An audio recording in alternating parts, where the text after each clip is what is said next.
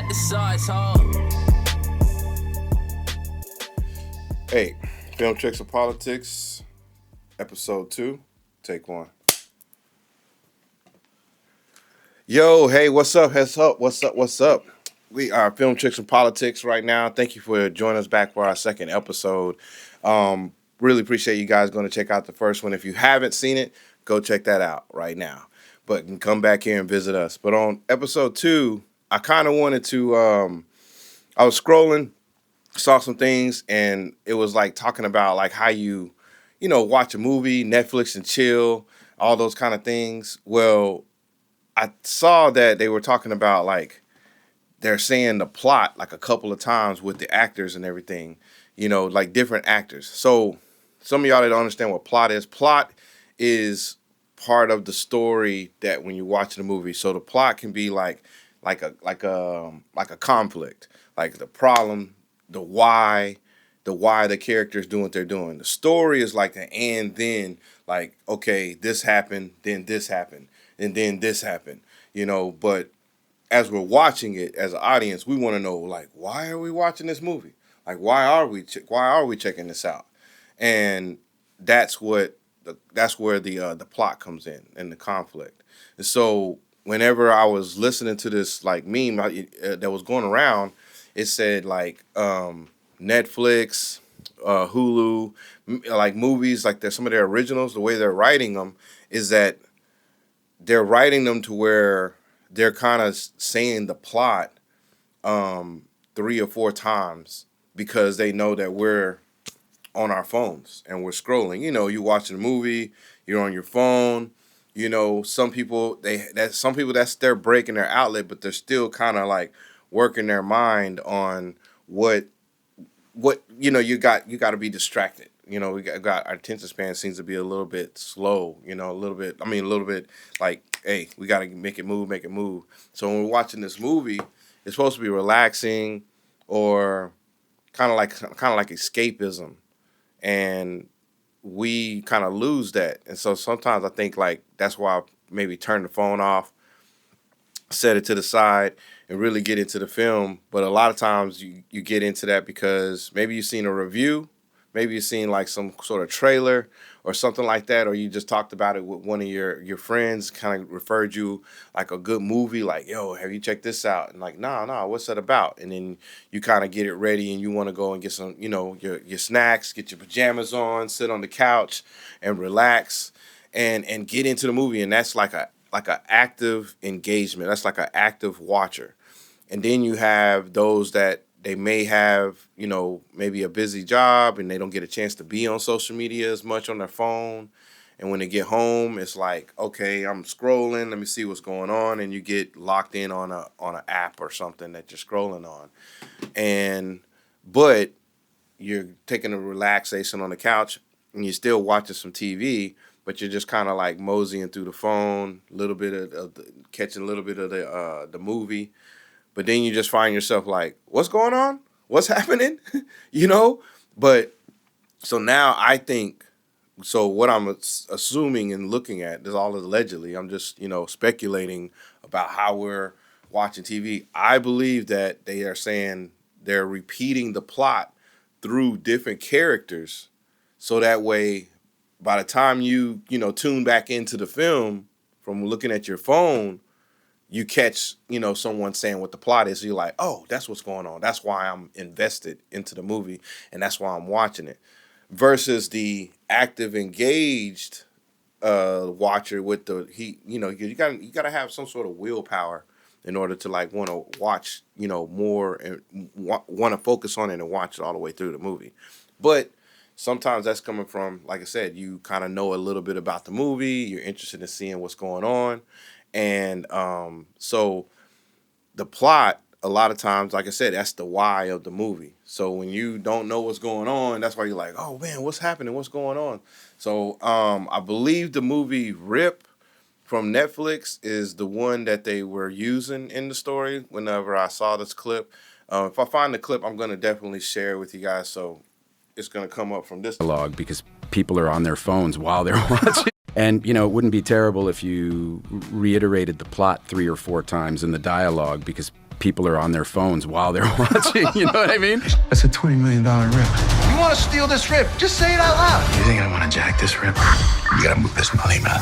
Yeah, cops playing robbers. They just gonna take the money? It'd be so much easier if we just stole this money. I'm curious how you all feel about the fact that people's attention spans are getting shorter. When you work in a medium where you're making art that's 2 to 3 hours long, how do you grapple with your audience's ability to pay attention? You try not to do 3 hours. Or 4. Really affected our attention span. Oh, 100%. Gone are the days where we can comfortably sit for 90 minutes and watch a film totally It wouldn't be terrible if you reiterated the plot 3 or 4 times in the dialogue because people are on their phones while they're watching. You know what I mean? Oh, no. And so then it's going to really start to infringe on Creatively. how we're telling the story. Rip, I believe it had what's the name? Tatiana Taylor in it. Matt, can't remember the name. Got like I'll put it in here. It'll Matt Damon and the other guy. Ben Affleck. Why am I getting this all wrong? Affleck. Just watched it. Affleck. I just watched it. Just checked it out. But thanks, Atum. I appreciate that. Got it.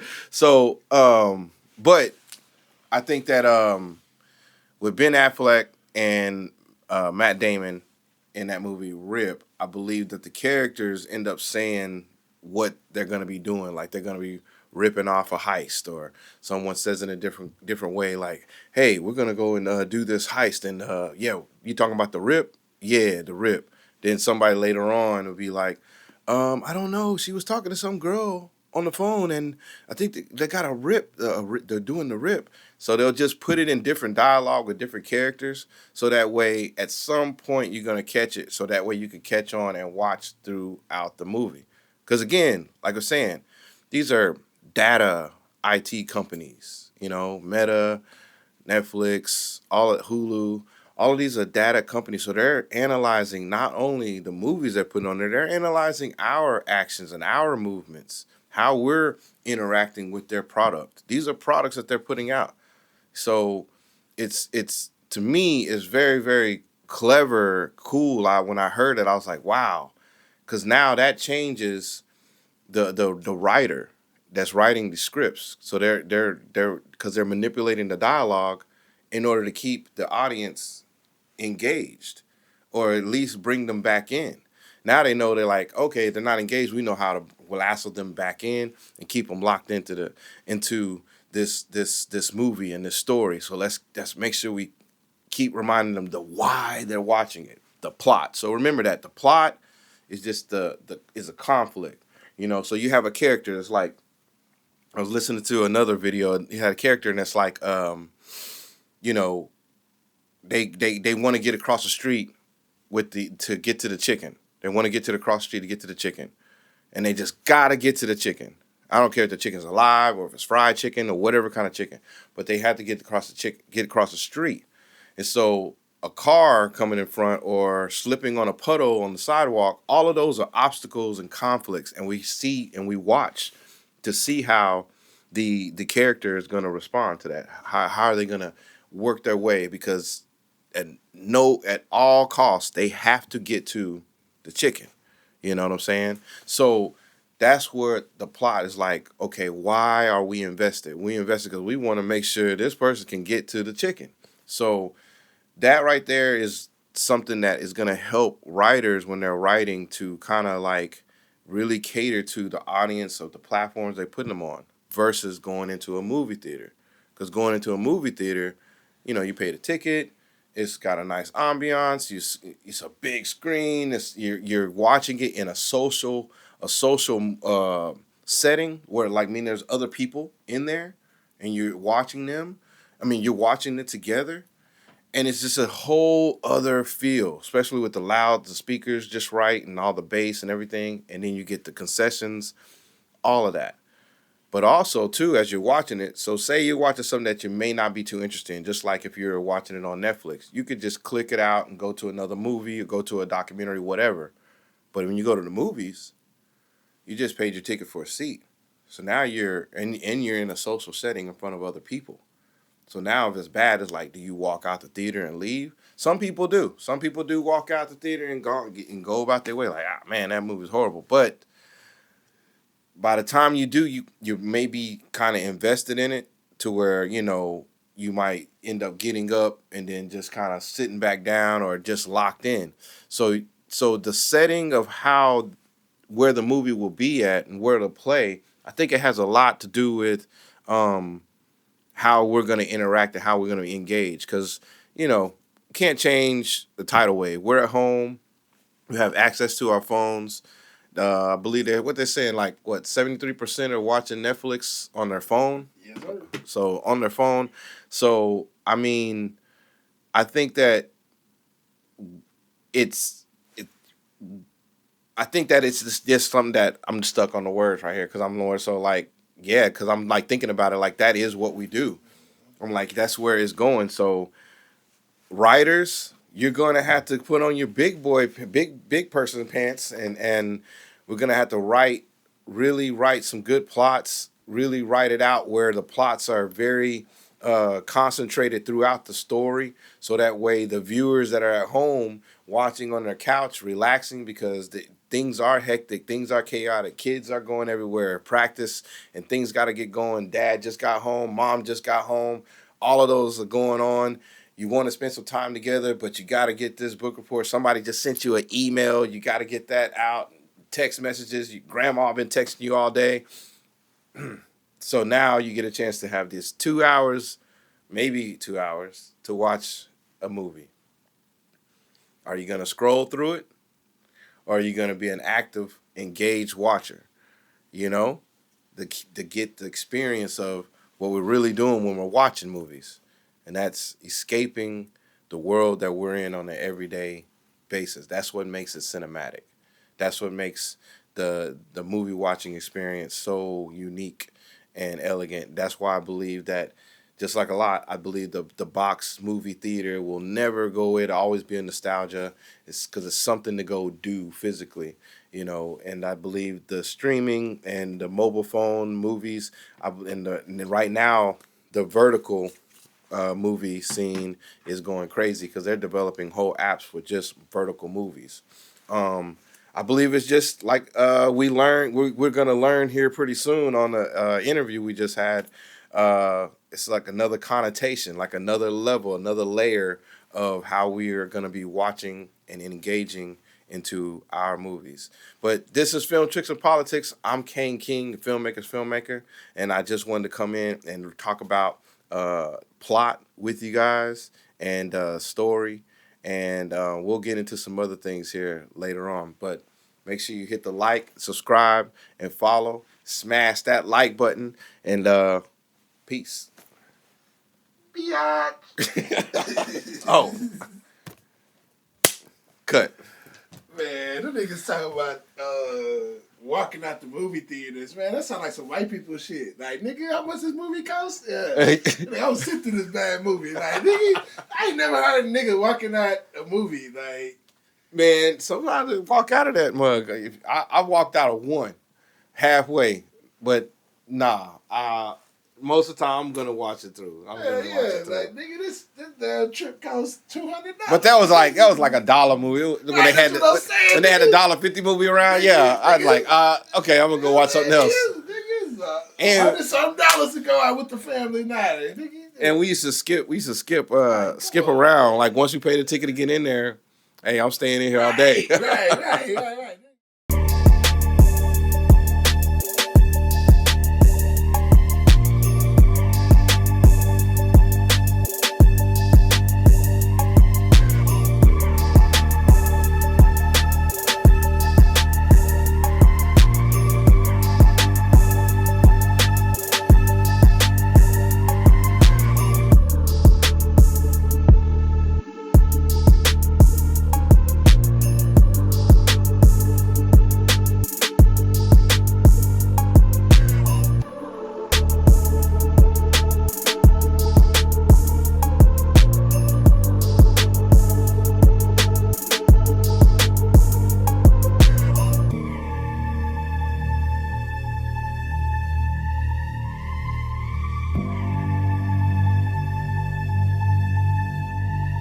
got the size, huh?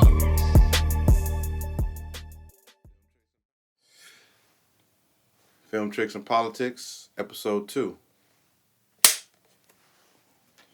Yo, hey, what's up? How y'all doing? Welcome back. This is Film Tricks and Politics. I'm glad you guys made it here. I'm Kane King, the filmmaker's filmmaker, and I got a very, very special guest that I've been telling you guys about with this show. Been trying to let you guys know that this show is going to be a lot different than most podcasts. We're going to be in our studio, but we're also going to be going out here to go see some folks in the field. Sometimes behind the scenes, sometimes on a movie set, might be a management project on a construction set. I don't know. We're just going to be out there. But today is special for me because I met this gentleman probably about 2 years ago. And we attempted with a bunch of group of other great guys as well, attempted to do like a freestyle, impromptu interview. You know, at the time I was just finishing up episode 3 of Hewwood series. I was just finishing that up, and I was like, yeah, I'm gonna sit down, let's talk, let's figure it out, let's see what's going on. Because I like talking a bit about politics, I like talking a little bit about film and different aspects. And this guy was told to me that he was a songwriter, and that was all that was told. So when we sat down, started talking, and this man started talking about things I never heard of. So it was like, what? But have any of you ever heard of the Black's Law Book? Have you? I mean, I'm serious. Have you? I'm not talking about a black Bible or a black book that got laws in it, but it's called the Black's Law Book. So he was, and then the little acronym that he came up with, the LAW, that part, I'm not even gonna say it because I'm telling you, it's gonna sound way more eloquent coming from him. So I curated this interview the best that I could just for you guys, gift wrapped it in all. So I hope you guys really enjoy this multi-talented songwriter and music, get it out, multi-talented songwriter and music producer, placing songs in major networks, shows like, look, I saw the paperwork for myself. So you best believe he real deal. Network shows like CBS's Big Bang Theory. Don't toy with me, woman. Big Bang Theory. Come on. We all grew up on that, okay? I don't care what age you are. Anyways, also TLC's Flip or Flop. Stars, Survivor's Remorse, and also producing and songwriting for artists like Bruno Mars and Christina Milian, and as well managing several artists. And this is just probably a couple of snowflakes on top of his iceberg of information that he has that we're going to share tonight. So I hope you guys are ready. Lock in. Go ahead and go put your pajamas on. Get your popcorn or whatever, your chips and everything, and chill out, because this is going to be a great lesson here that we all about to get. A little bit of deep dive, so I hope you got scuba there. We're going to get started. But without further ado, the guest that I have for you guys tonight, this multi-talented guy, Joey Pins. Man, what's up, bro? What's good, bro? I've been looking forward to this the whole time. I've been looking forward to this the whole time, and just reading off this little bit of stuff that you got going on. I'm just kind of more like, whoa. And then us behind the scenes. You guys, the behind the scenes before this was crazy, because he was just dropping nothing but like bars and bars. I was like, wait, save it for the show. Save it for the show. So,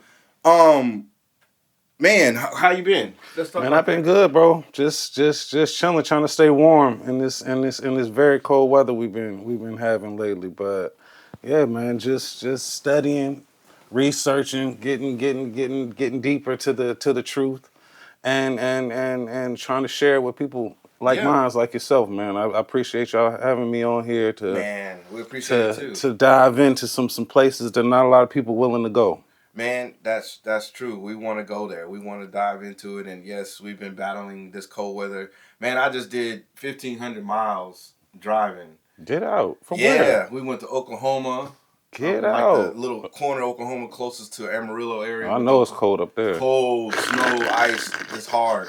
Drove all the way through Texas, back to Louisiana, and then back to Houston. Jeez. I had to get my son. My son lives over in Metairie. And in this recent storm, this recent storm. We chilled out in the storm. That's why we had to. The weekend the storm happened, we were supposed to go. Oh, okay. So we waited. You waited it out. Okay, that's and smart. Then we ended up going, but it was we had to put my grandpa in the ground. Oh man, I'm sorry to hear that, bro. Rest his soul, Mr. Leo Young. You know what I mean? 91 years. Though. Oh man, that's a lot. That's a good life right there, bro. Good life. Long life, and a whole bunch of kids and a whole bunch of great grandkids and grandkids and great grandkids. Wow. So he did that, and so I had to have my oldest son with me. So that's why I had to do all that journey and travel. And it was worth it. It was worth it. A lot of family bonding that went on. I'm sure. There, so I'm sure. But this right here, the bonding that you and I have created, over these 2 years? About 2 years. Just talking back and forth, and we're Facebook, pals, and however you want to call that. You know what I'm saying? So let's start with the first question I got for you. Okay. So all this talented music writing and stuff. So you've written and produced songs for artists like Bruno Mars, Christina Milian, as well as placing songs on Big Bang Theory. So how is the creative, mindset that you have to have in order to write a song for Bruno Mars or Christina Milian versus writing some music for a television show? You know what I'm saying? Okay. Well, yeah, those are totally two different lanes. TV and film, and then what I call major radio, major artists, publishing. So I started off focused on, like most songwriters, trying to get my songs on the radio. I was really, looking forward to understanding how to place a record on the biggest artist at the time. And I went down that lane many times, for many years, and I found some success. But I found that in the TV and film side, it's a wide, broader market to where you have a lot more opportunity. In the radio side, it's more like gambling. It's more like the odds of getting your song placed, let's say, on Rihanna. Yeah. So before Rihanna even steps in the studio to start recording her album, as soon as she decides to record the album, there may be 6 or 7 slots already promised to ex-producers or ex-writers that are already part of her publishing. Absolutely. So she has 10 slots. 7 of those are gone. So now you got 4 or 5 slots remaining where you got over 50 or 60,000 people sending songs. The competition is fierce. It's crazy, bro. So let's back it up a little bit, because I like to keep it at a certain level for my audience. You know what I'm saying? Like, let's keep it, because you was like, you're making a song, you're talking about, you go to the radio, and then you talk about TV. But most people are like, okay, we're making a song, and I'm gonna play this to my best friend right now. So from that level, like, how did you get to the point to say, hey, I can take what I'm doing and go to the radio? You know what I'm saying? Because the reason I'm correlating that way, because I'm like,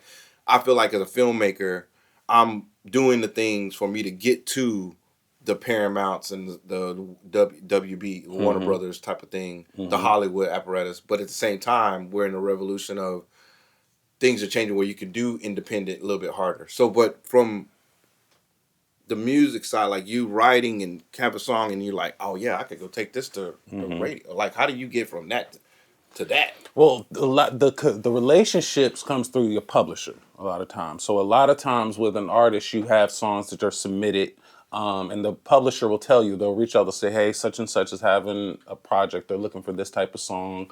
They're looking for, have this concept for the album, and they're looking for these type of records. And so you go in the studio and you might pitch, 10 to 20 records through your publisher. The publisher is the one that really facilitates the relationship between the artists and the songwriters or the producers. So building a relationship with a publisher is really the key to your door into the business, because the publishers are the persons that pay you. This is where the money comes from, and a lot of publishing companies already have a list of artists and a list of songwriters and a list of producers already signed to that publishing company, where they like to keep a lot of the work amongst the talent that are signed to their company. They don't like to give work outside of their own artists. So becoming a part of that of those corporations is really what facilitates. But when you're independent, it's just you getting a great record and submitting on your own, which is how you get publishers to recognize your work. So the publisher, they're kind of screening you. They'll pick you, or is it just like a certain company website or something you pull up to go and submit your work to, and that they like it, they'll pick you up, or is it a? Well, that's kind of how it works in art and TV and film. So with the TV and film side, they have what's called music supervisors. So when they have a budget for a film, the director will have a music supervisor and have a direct budget. So you may have a $500,000 or $1 million budget for just the TV. I mean, just for the music for your project, whether it's a show or a film. And a lot of times these directors and music supervisors, they're not really. Like I said, this is not the radio, so they're not looking about what the people want or what's going on in the streets. They're looking for what matches and what really brings out the film. And this is what I've said, where it makes the opportunity a lot easier to get those opportunities. So that was like pretty much the next part of the part of the same question, but it was like, which one did you feel like? How would I say? How was the creative mindset? It's like, which one was more challenging to work with, writing a music song for an artist versus doing Definitely TV? TV and film. Definitely TV and film, because just like I said, you have everything that you need as far as what the film is about, what they're looking for, and you're catering exactly, and something a lot of times they say, hey, we want a song that sounds like Lady Gaga's this song. And so you're a lot of replicating the sound and the features, but making it your own version. So it's a lot of, they want exactly this type of sound or exactly this type of song, but they want it to be unique so they can copyright it without having to pay the major fees to a major artist. So TV and film is kind of like, replicating what's already out there. And the radio is about building something unique and organic that has not been out there. Yeah. Oh wow. So you're saying, what would you do? Which one would you pick to do if you had to pick one? Well, I think that's what I said. I think that music for me, it was like levels to my music evolution and growth as a songwriter.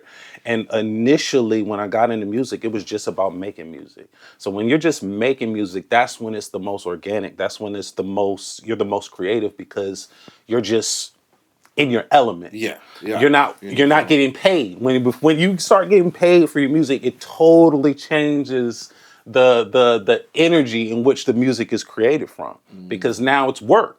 Before when I was just in the studio creating and putting my thoughts and my feelings and my experiences, down, that was just me painting pictures and me creating my world. Yeah. When I stepped into the business, it was business. It was work. Yeah, I watched something on some guy was talking. He was using the word art and craft, and the craft part was like what you talked about. Whenever you got to the paycheck, now it's like craft, where you just like, okay, I gotta pump out 8 albums. I gotta pump out a rock, a country, and a Christmas album. Yes, we got to do that. But the art is like, you're just. I'm outside. I'm write a song about a butterfly I just hit my nose. Absolutely, those kind of things. And then I had a off conversation with another person, artist, and they were saying craft. I said, well, I like craft, because craft, you gotta be a craftsman and stuff. And I was like, yeah, but you're still craftsman. Is like you're doing a process of work that's that's a principle. Like this is how this works. So it's still kind of like that. So yeah. So I guess just to get like a little personal celebrity situation. What was it like working with the Bruno Mars type? Was it you in the studio, or you were at your own place, or you? Well, that's funny because when I first met Bruno, he was not the Bruno that everybody knows now. First time I met Bruno, he was getting off the bus, walking to the studio. Where were y'all at? Where was LA. This? We were in LA. LA. Okay. Yeah. So what happened was we met through a friend named Philip Lawrence. So he is his production partner. So Philip is Bruno's production partner. His name's Philip Lawrence. He's one of the most amazing songwriter producers I've ever worked with. He's actually, funny story, he's the voice of Sebastian on The Little Mermaid, the Under the Sea. Yeah, that's Philip. So he's been in the game a long time, TV and film. Yeah. And he's been on both sides. So he was a mentor of mine. And so he's the one who introduced me to Bruno, introduced me to a lot of the major producers when I was out there. And I learned a lot about him. I learned from him about just making a song to selling a song. And he's and so yeah, Bruno is, I watched him, and first time I met him and worked with him, I knew he was a star. I knew that he would do everything that he's done. And I remember coming back from LA to DC and just playing his stuff for everybody, telling them about it. And people are just kind of like, yeah, okay, he's great. But now to see it, manifest I've seen that, a couple times. So did you see anything that would be that, like, far as, was there anything far as like marketing him or pushing it that would, that was his sound, like he was? Well, he's a full-fledged artist all around. He does a lot of the songs that you hear him singing. He's produced. He's playing the instruments. He's playing the drums. He's playing the keys. He's playing the guitar. Then he's singing a lot of the vocals. He's writing the vocals, and then he's out there performing. So he's the 360-degree, artist from beginning to end. And not a lot of artists are like that. That's why people like myself are called in for a lot of artists who don't have that ability. You're paying songwriters and producers to come in when a lot of artists just are performers. So they need something to perform. And so that's why you're bringing in, songwriters and producers to create that thing, and which is the final product, which gets performed out there on stage and on the radio. And so, when you have artists who can do it all, it really is how you keep a lot of that money in your pocket. That makes sense. Well, to keep it on licensing your music, what have you seen has been the misconception by artists, what they take to get a song placed, like on CBS or Netflix or a Hulu, Well, just music business as a whole, I think that a lot of guys and women who get into the business are just at the creative stage, where they're trying to develop their creative skills, trying to project those creative skills out to the public to get people to recognize those skills. And that's what's the most important at that creative level.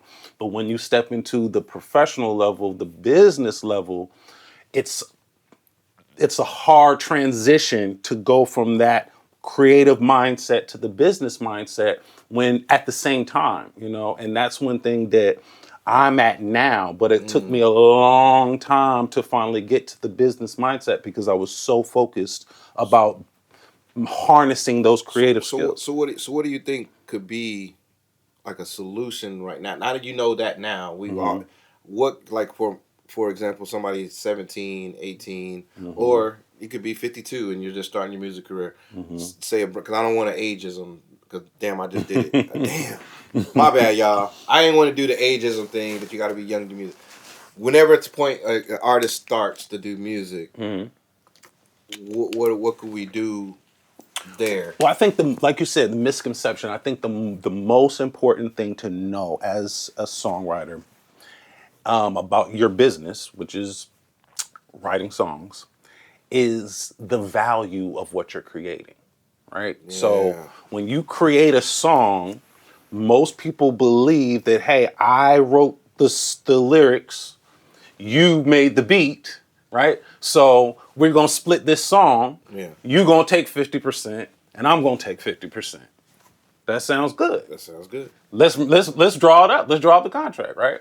That's the place where most songwriters go wrong because they don't understand the value of a song. What we just discussed and agreed on was 100%. The value of every song is 200%. What people don't understand is you have the creative side, which is 100% split between the composition, which is the music, and the lyrics and the melody.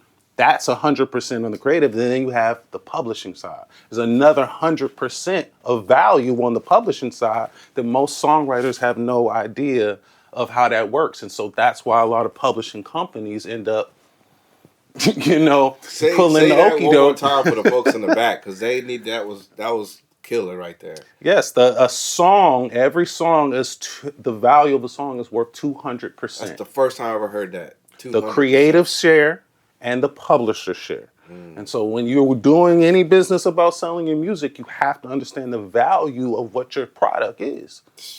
Wow. And so, but placing it on CBS or Netflix or Hulu is still just know your business about your music, and you're using a publisher, and they're probably gonna be able to shop you to these. Well, so the situation I was blessed to have is where on the sync licensing side, I have a production company or a publishing company. I'm sorry, where they have a list of customers like CBS and NBC and Sports Center and Paramount and Netflix. These are their customers. And so what they do is build a catalog of music, from pop music to hip hop music to, all of the different genres of music. And they create this catalog where their customers like NBC or, Stars or HBO can go to their catalog and they can pick the songs that fit their projects directly from their website or their catalog, and then pay the company directly for the use of that music. And so that's how my catalog is worth. It's the company called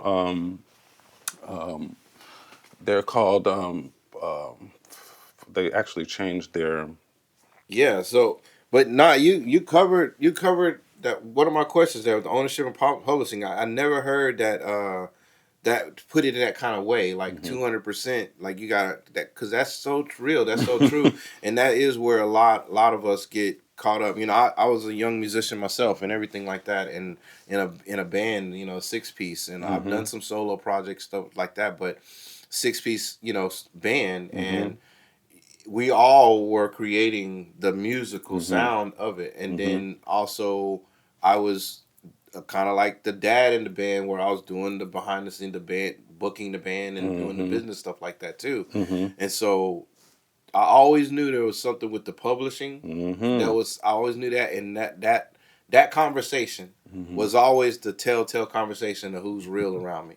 Well, see, and that goes back. The managers that we had, the people that we talked to that wanted to do the deal. When we talk about the publishing, that's when they look at you differently. Like, oh, he knows something. Oh yeah. And I was like, well, yeah, we made this music. I said, because they were trying to get a couple of bands that were already TV on the radio. They were kind of blowing up at the time, and they were going to produce one of our albums. And we were like, no, we're going to produce our album ourselves first. We're going to have this first one. So we knew that, and I think that was like, I think that, and I bring that up because I think a lot of young beginning artists, they have these relationships with certain people. I got the studio, or I can get you some beats, and they don't want to. They have it in a friendship thing, and they don't want to cross them in that conversation. So a lot of times it's that, asking those serious questions, it starts to sound confrontational or threatening, like, oh, you don't trust me, bro, or you don't, So that's why I bring up my own personable story of being in music, and just to understand exactly what you're talking about, like to know that 200%. And see, and another little piece to that is for studio time. Artists don't know. Whoever pays for the studio time, or whoever provides the studio, owns the master or owns the publishing to whatever's created in the studio. That's where the 100% is. So you may not have no song, no creative process. You just pay for the session. You own the publishing. God. You own the master. Man, you just, okay. So, hey, do your own stuff. Get your own books and get your own stuff. Nah, yeah, that is real because that's just like with the camera work. It's like whoever did the video and owns that camera and that SD card, that's That's the master recorder. No matter, it's your video, Mystical or DMX, whoever, this and that. That that's mine. For example, that's the guy. The Diddy documentary just came out. Exactly. The guy sold the footage that Diddy paid them to shoot. I mean, but he hired them to shoot it, but he never paid them. They still own the master, so they were able to sell the copies to someone else who actually paid the money. That's hey, see, hey, man, it's good to know your stuff. So, let me look at what I got here. Now, this one, let's go ahead and take a break. We're gonna come right back. We're gonna talk about a little bit more. We're about to get deep. Welcome to Film Chicks and Politics. We're here with Joey Pins.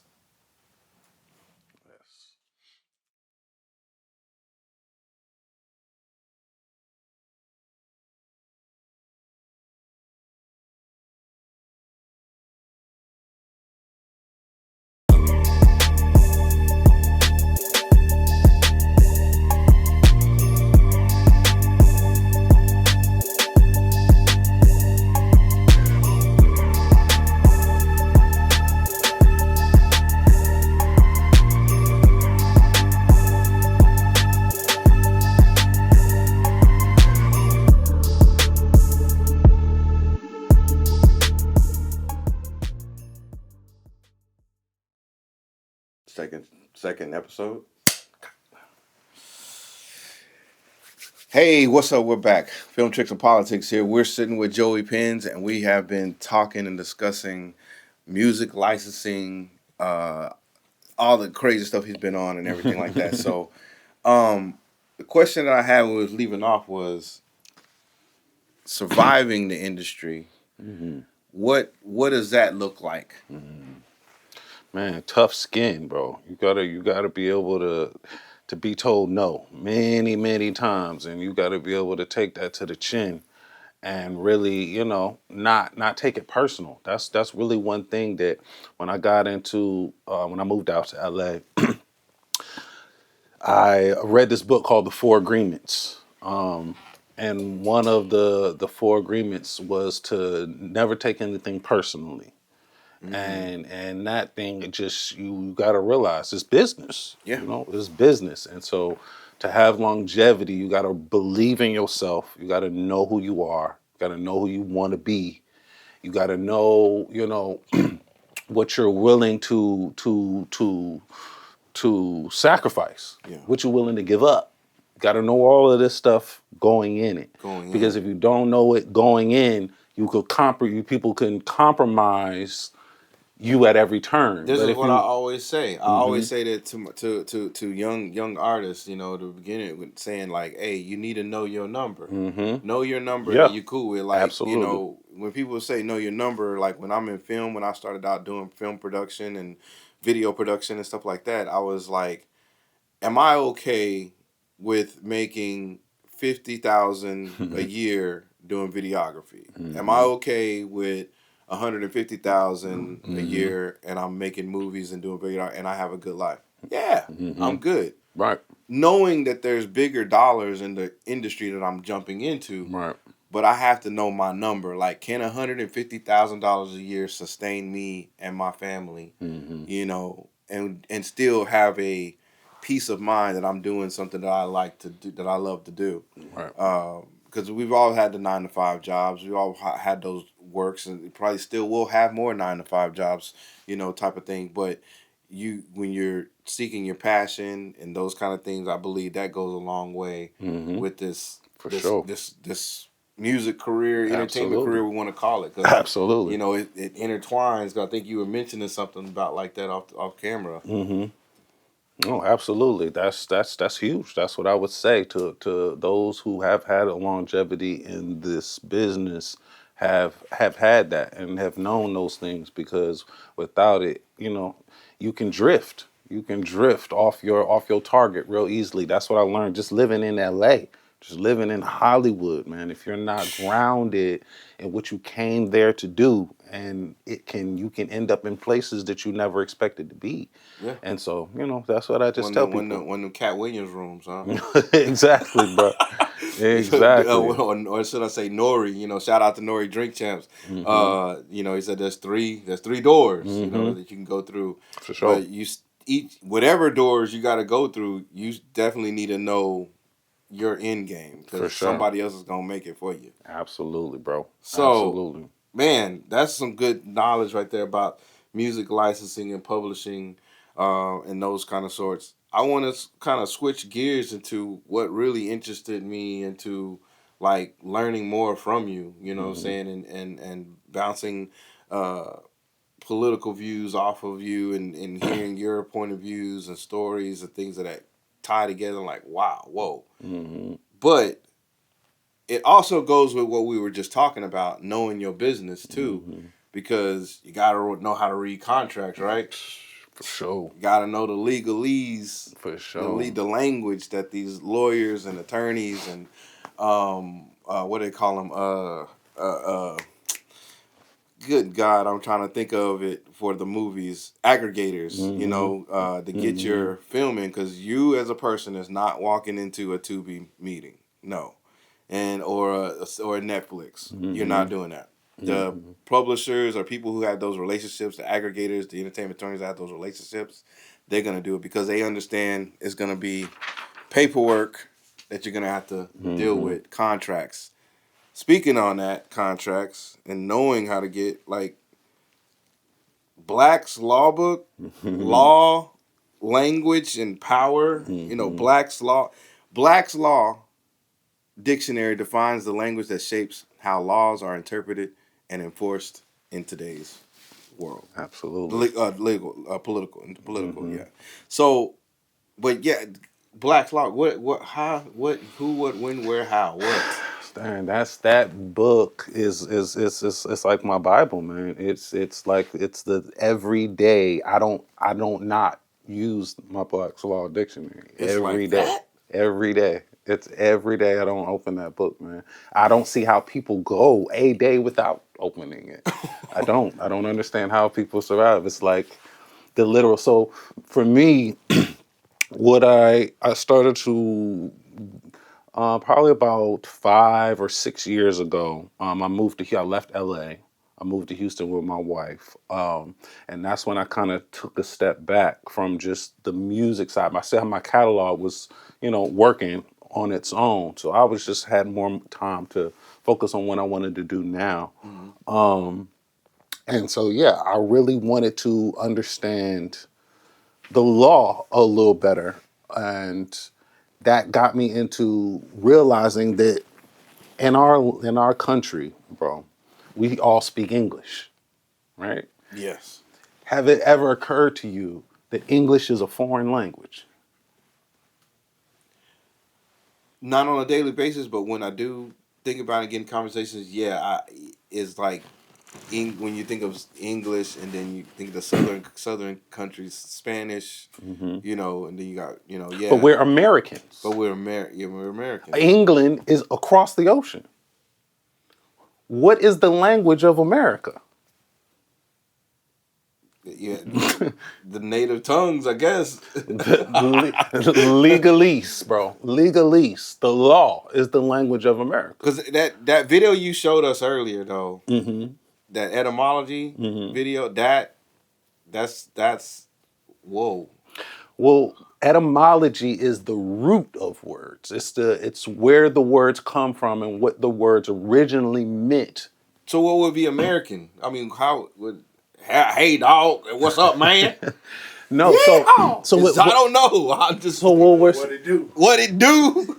So what I'm saying is that we are African people, right? Right. So which means that when we were brought here from Africa, we understood our origin. Like your brain is locked into your original language. Your blood is passed down and your blood carries memory, right? It carries all of these things. So for Europeans, their language is embedded in their DNA. That language is passed because that's their original language, right? So we think white people have they call it white privilege. We think white privilege is that white people get treated better or whatever. White privilege is their understanding of the language better than us because this is their original language. That's the privilege. So language is the. Well, let me break that down for them real quick. That's that part. That is real. Like knowing how to talk, knowing what the language is gonna get you into the more rooms and get you to understand what's going on around you and not take it so emotionally charged. Sometimes you're able to understand like, oh, that's what that means, and you could talk. You could talk to talk, I guess, and walk to walk. So what we see as this privilege that's happening is not just based off of just the. It's an advancement. It's a head start. This is so. What I mentioned earlier. There are 4 agreements. I want to read to you what the 4 agreements are. The 4 agreements. The number 1 agreement means to be impeccable with the word. That's the number 1 agreement. Impeccable means perfect. Perfection. Yeah. Be impeccable. How can you be impeccable with the word without a dictionary? Without the book that explains the meaning of these words. Number 2 is don't take anything personally. Number 3 is don't make assumptions. That's probably the most important. And number 4 is always do your best. So the number 3, let's go back to that. I like those. I like all of that. I got a story for all of those. Man, I'm telling you, if you just live by these 4 agreements, do you understand an agreement is a contract? Yeah. So before we can make a contract with anyone else, we are constantly and throughout our lives making contracts with ourselves, right? You made a contract with your name. When someone told you that your name was Kane, you had to agree that my name is Kane. That's an agreement. Yeah. Right? You had to agree. So every day we're making contracts with ourselves, and we have to understand that the basis of how those contracts are formulated to understand how to be impeccable with any relationship or contract we make with anyone else. When you break it down like that, that makes total sense. You need to be impeccable with the word. So number 3 says don't make assumptions. We are constantly making assumptions about the words that we use, bro. That is the biggest thing. Is that let's talk about language. Is that we have what we call general language or social language. Like when we're talking amongst ourselves, we at the barbecue, we're at a family reunion, we're talking to our family. You're talking in a social language, right? Where you understand what I mean. My mama understand what I mean. So we can speak and use terms and metaphors and not have to be perfect with it because we're speaking in a social or a general setting. But when we're dealing with law, when we're dealing with police officers, when we're dealing with the state, we have to be impeccable with the words because anything we say will be used against us in court, in law, in any form of judicial proceeding. Yeah. It's that makes so much sense right there. Like you got to know that word and then that etymology. When you know the root of that word, you know what it's doing. The meanings, yes, the root of the meanings of the word. That a little bit. So that's what I mean. Like a lot of the words that we use, we're understand these words by connotation. Connotation and denotation. Denotation is the original root of the word, of the meaning of the word. Connotation is what the word means now, has come to mean over time, right? So even like, I'm trying to give an example. Like the word shit, like you the shit. You shit. Right, you can use it as a compliment, right? And you know what I'm saying, or you understand what I mean. But if we go to the root or the original meaning, that is far away from the original meaning, right? It's a connotation. And so that's what we have to understand. A lot of in politics or in when politicians speak, they use double speak. They double speak, meaning that they're using the general connotation, what we all understand socially, but then that connotation has a denotation, which means something that we may not be familiar with. So that's why we say we don't make assumptions. When I hear someone speak, especially someone like the president, that has what they're saying has direct implications on my life, then I'm not listening to what he's saying based on my social understanding or my general understanding or meaning. I'm listening based on the legal connotation or the legal denotation of the words that he's using. So I'll give you an example. Right. If the president says, we have an immigration problem, we got a problem with these immigrants, and this problem is causing us a national emergency, right? My general understanding is meaning that the president is saying there's a problem with people coming into our country. There's a problem with people trying to cross our borders and invade our country. Right. That would be the general understanding. That's the general. But that will be an assumption. Why? Because I don't know whether the president is using the word immigration with an I or with an E. He just said immigration. I didn't know how he spelled the word. Because whether he's saying immigration with an I or whether he's saying immigration with an E can mean two totally different things. Immigration means coming into the country. With I, it means people coming into the country. Immigration with an E, people leaving the country. Or they're leaving the country. Yes, people, that means that where's a problem with people getting out, leaving. That means expatriation. I'm leaving the country. I'm no longer a United States citizen. That's immigration with an E.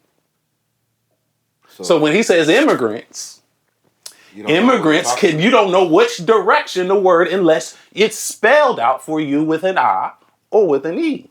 So this is what I'm saying. Double speak can lead you to believe one thing when he means something different. Do you see what I'm saying? Yeah. So that's why understanding the legal connotation and denotation of the words in which are being used. That's interesting. I'm like just stuck on the EI, immigrant, leaving, and then... Yes, an immigrant with people, if you and your family get up and move to France. Yeah. And you become French. We immigrated to... Yeah, you're immigrants. We immigrated to France. You're immigrants with an E. Immigrated from... Yes, you're American, French Americans. Yes. And now, but you're leaving, I told you. But do you think he, being that Trump, do you think he's worried about the ones leaving or the ones coming in? Bro, when Donald Trump says I'm building walls do two things. It keeps people out and it holds people in. So this is what I'm trying to see. You don't understand. So he's double talking. Do you know? Because it'll go to what I'm thinking about. That they keep attacking them, but they're not attacking. I don't want to use words. They're not going after the employers. Like I'm thinking like they need an immigrant class to be here to work at these companies that are these big billionaire companies as well. So in order to take them away, they still have to have some here. So I was just thinking from what you're saying, like they don't want some to leave. They want some to leave, but they want some to stay. Well, you have to realize. Do you realize that it's illegal for you to leave the United States of America? That's why I keep you to realize unless you get permission, passport, it is illegal for you to leave the plantation. Oh damn! So you're saying She's saying I just can't. Yeah, you can't. You cannot leave, bro. Like, think about that for a second. So that's what I'm trying to. You mean leaving as in like as a defecting as a citizen, or leaving the country to move to another? What I'm saying, you cannot exit the United States without their permission. That's what the law says. They're telling you. So what that means, what that implies, is that what's coming in, they're controlling what's going absolutely. On. It's a two-way story. It's like a door. That's why you have to understand every contract is a door. What does a door do? A door is it allows you to do things. Enter and exit. Mm-hmm. It's one door, but it facilitates the process for entrance and exit. So the same applies to a contract. That's why it's called a contract. Oh, damn. So why does it seem like they're trying to hypnotize us to think of one immigration part of it? Like, what is there something? Well, I don't want to get stuck. I don't want to get too stuck on just the. I'm just using that word as an example. But there's many ways that double speak is being used. But in that context, the United States has. Have you ever heard the term parents patry?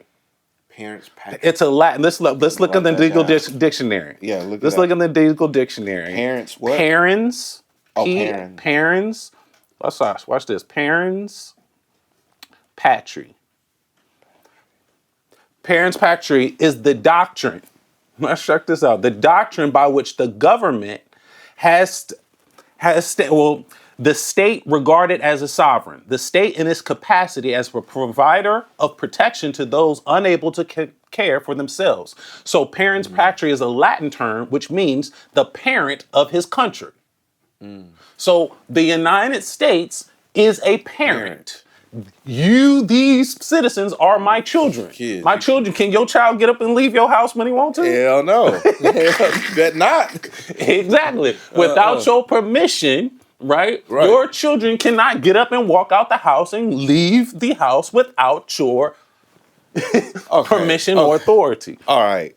Look, we're going to show this video real quick, etymology, so we can get you guys on our page. I know we're going deep. I told you. Get your scuba gear ready. They ain't even touched the surface yet. We going in. All right, so we're gonna check out this video. Let's check this out. The English language is riddled with spells. Let's get into it. Let's start from the beginning. When you go to school, you learn grammar. Grammar is another word for grimoire. Grimoire is a book full of spells.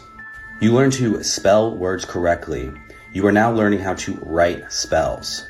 The word rite, when spelled R-I-T-E, means a religious or solemn ceremony or act. You learn how to write in cursive, so you are now writing curses. You put words into sentences. The word sentence also means punishment. Let's take a look at another example. Whenever you're watching television programming, you are being programmed from somebody else's vision. You are watching a program on a channel, which means you are being channeled information. The actors are part of a cast, meaning they are casting spells. 3. And yeah, so we checked out that video there. Wow. Look at, if that doesn't open up your mind about it, words and the root and what they are, just look at the video again. But, so, parents patry. The state, parent. The state is the parent. Okay. We can't leave, y'all. We can't leave. You can leave. You just need permission. We need permission. You need a permission slip. Gotta go ask Daddy Trump. Donnie T. Hey, Donnie, I need help. I'm trying to get to Norway. I'm trying to get to Kenya. And so can I go? Well, what we're talking about is just understanding international law and just how it works. So what we're seeing in the news lately is about ICE, catching illegal immigrants and deporting them back to their countries, and we got a lot of people that are upset about that. And because they don't understand international law. If these people understood international law, they would have a very different perspective on what they're seeing. When you, like what we just talked about, parents patry, the reason why the United States has a duty to do what they're doing is not strictly based on their particular preference of the person, the immigrants, or whether they like them or whether they don't like them. Where it starts is the law in which the parent in which this person comes from. This person has a parent. So if you left Venezuela without getting permission from Venezuela and you came here illegally and now you're in my country, right? First of all, how can I allow you or give you permission to come in my country when you haven't given your own country the respect and the honor to even let them know that you're leaving? It takes a village to raise the kids. Exactly. So do you hear that? So what happens? The parents need to talk. So the proper way to conduct that on an international level is to get that permission from the state and whatever you're in, to let them know that I'm immigrating, or expatriating is what it's called, which is a right of every citizen on earth to expatriate your country. And once you have that, to bring it to the country in which you're coming and to show them first, hey, I've got this permission. Me and my country are straight. We're good. Can I have the permission to now enter and maintain a residence in your country? That's just common decency on an international level. And what people don't understand is that it's the same with your children, right? And this is talking about a normal, I'm going level, but because a lot of people are gonna say, man, what if they're in a war torn or hunger strike is going? What if there's something like that? They don't have a government that like Haiti or something like, or that got messed up, or that didn't have like something controlled, stable. A stable government. What then? Well, then those would be called, what you would apply for is asylum, right? If you are in danger for your life, or your government is someone else's in the country that you're in fear for your life and your country can't protect you, and you're fleeing to another country for protection, that's called asylum. So the United States, as well as other countries, have laws in place for asylum seekers, and that's just an application. But like I said, it's just the proper paperwork. A lot of what people are intimidated by is paperwork. They're, again, contracts. And so that's what I really came here to talk a lot about, is trying to get through the stigma of how to properly conduct paperwork, because that is where our power lies. So is the black law, the regular layman's person, like regulars, is it something that's intimidating to read and understand? Well, what's intimidating? Is there a Cliff Note type of version or something like that to get them? What's intimidating is the legalese, the words that are out there. When you turn on CNN or you turn on, some the finance channel, and these people are talking about, the economy, or they're talking about Wall Street, the words and the language that they're using can be intimidating.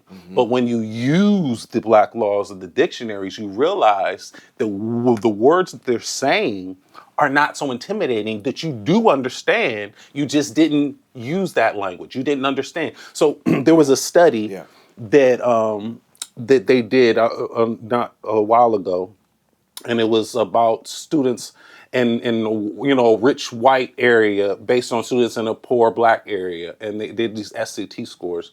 And what they found was that they were trying to say that the children in the white area were smarter than the children because of the better education. But what they found was that there was a language barrier based on culture, right? That the understanding or the education level was the same, but the culture barrier is what made this SAT scores reflect a difference. So what they see, give you an example, there was questions on the test that used the word a sofa. A sofa. Right? A sofa for the word a couch. Most black people use the word a couch. Right? Yeah. So they don't understand the word sofa and the word couch mean the same thing. Right. But if you don't understand the culture, or you don't use that Cultural particular identity. term, you might miss the question or misunderstand the question on the test because of the language barrier or the culture barrier of your perception or understanding and the meaning of the language of the words. And so I'm using that as an example of that. It breaks down that barrier is what the Black Laws does. It gets you to realize that this word also means this. Oh, and it also means this. And it also means this, right? And then it makes you see the word in a 360-degree perception rather than the box that you were originally put in. Yeah. When we hear, like I said, basic words, when we hear the word bank, when we hear the word deposit, when we hear the word check, right? We have an image that pops into our head when we hear the word money. There's an image that we have attached to that word, right? Correct. And all other things are kind of pushed to the side because that image alone is what has been programmed into our mind to mean what is money. But when you use etymology, you understand that the word money comes back to the Latin word monitia, which literally means metal. Metal. Money is metal. The gold and stuff that gold, silver, and copper, right? Yeah. So what your understanding of money is, which is a green piece of paper, and what the word actually denotes are two different things. Two different things. Yeah. Especially when the dollar is barely backed by anything now. I think it's not. I think that's something. I don't know. You probably know more about that than I would. So how do you think that our money or our economy, our dollar, used to be backed by gold, silver, and copper? It is no longer backed by gold, silver, and copper. So what gives our money or our currency value? I guess just our thought, our concept, I guess, of knowing. I don't know what. Do you have a dollar? Anybody have a dollar on them? I don't think I have any cash. Everything's digital. Everything's digital now. Let's see that. This piece of paper and this piece of paper. What makes this money and not this money? They're both paper. Right. What makes this money? I'm asking. I just know that it is. That's all I know. That's it. It's just got. It looks legit. Serial number on it. And I'm gonna take it and spend it 10. As long as they don't say play money for movies, I'm gonna. So let's analyze. Like I said, we're being impeccable with our words today. We're gonna be impeccable with the word today. Let's do that. First of all, before we even do that, let's go back to the legal dictionary, to the Black Laws, and let's put up what is cash. What is cash?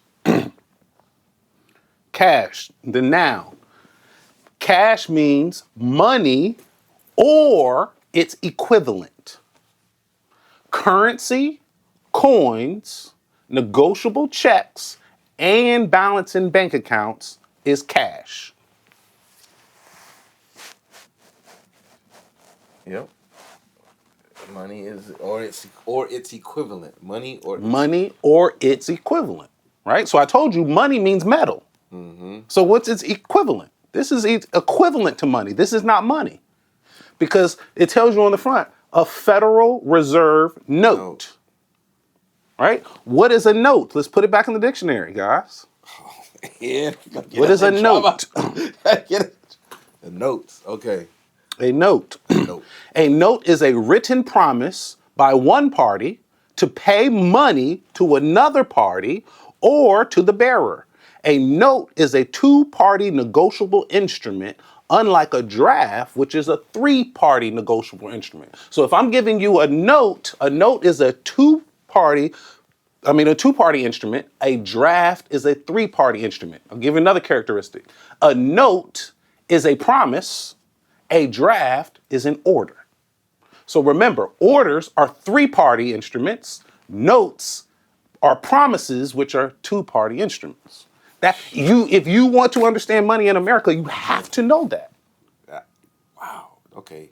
So if we're working at a bank and I give you a note, what am I giving you? A two-party instrument, which is a promise. Promise. If I'm giving Promise to you pay. a draft, So order. what am I giving you? But it's 3 parts order or something. 3 what? Three parties. 3 parties. So Yeah, remember, 3 parties are both involved. both are contracts. We're just talking about contracts. A contract between 2 people and a contract between 3 people. Also, let's talk about the word draft. Because somebody had to make the order, and then the 2. So That's what the 3. Oh, we're gonna talk about some deep pieces, places, things today, okay. folks. Listen, a order is a 3-party instrument, which makes it a trust. Do you know what a trust is?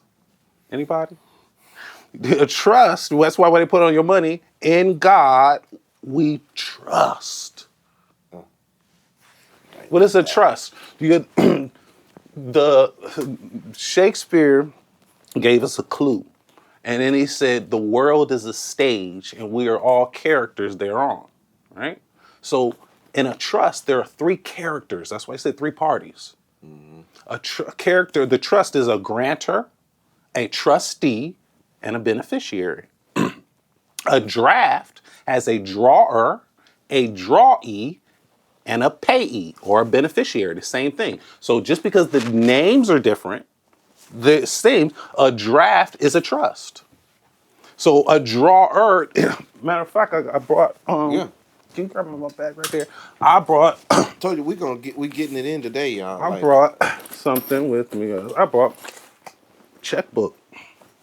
So I got a check here. I'm gonna pull out a check right here, and I want you to see, because we're gonna talk about what money is and how it's created. Hey, that's what we're talking about. That's what we're doing. That's what we're doing. So this is a note. This is a draft. This is a 3-party instrument. This is a 2-party instrument. Makes sense. Right? Yeah. So you got your bank involved with the check, and you're gonna be using that as money to give it. I gotta pay you for the lawn. But you said I got my bank involved with the check, but what is involved in this? Who are the parties in this? It's just the 2 people. Well, who are the 2 people? The bearer or the grantee. So yeah. So we're trying to understand what we're going to learn today is how money is created, because the Bible says, give to Caesar what belongs to Caesar and give to God what belongs to God. See, this is Caesar. So what is this? This is God's money. That's God's money. This is Caesar's money. This is government money. Mm-hmm. This is God's money. We have to understand how to give Caesar what belongs to Caesar. That's why Caesar's face on it, because this belongs to him. And why is the check God money? What are you saying? Because remember what John 1 says. John 1 says, in the beginning was the Word, and the Word was with God, and the Word was God. So your word, okay. Let me ask you something. All on the check, yes. As Christians, I call myself a Christian, and as a Christian, I consider myself a child of God. If God is the grantor, and I'm his son, and and I'm his heir, then his money is my money. Mm-hmm. So what belongs to God belongs to me. What belongs to Caesar belongs to Caesar. Mm-hmm. What belongs to God belongs to him and his children. I feel like you're about to pass around an offering tray. Like I'm supposed to pay something right now. I'm ready to pay. Bro, so listen. No, that, man, wow. So what I'm saying is that for us to understand how money is created, you have to understand how this was created. How was this made money? By just the goal that we had, I believe. But what makes what I'm holding money? What makes it legal? It says here, this note is legal tender for all debts, public and private, right? Mm-hmm. So what makes it binding? This is a contract. I'll answer for you. What makes it binding is the signatures. you have the signature of the Treasury of the United States, and you have the signature of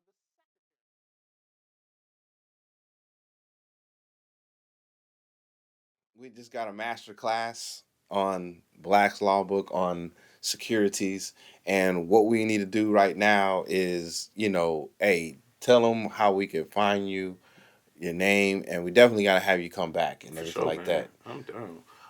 Joey Pins at Joey Pins on Instagram, Facebook. Yeah, and you can email me at joeypins86@gmail.com. And is there anything currently music wise or your entertainment stuff you're working on right now, or? Actually, like I said, I got just some. My catalog is still working and being placed in several different shows coming up, but I haven't worked in any new projects as far as music. But not.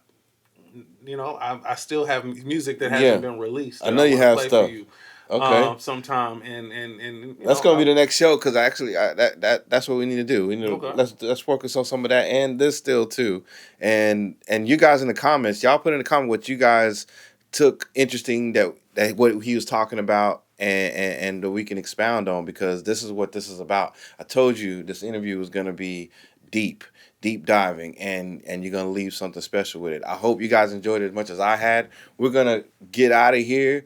Film Tricks and Politics, but we got more coming, and I hope you will be here. Hey, make sure you hit that like and subscribe, hit that notification bell, and smash the like button right now. All right? That helps us out in the algorithm. Hey, I'm Kane King, the filmmaker's filmmaker.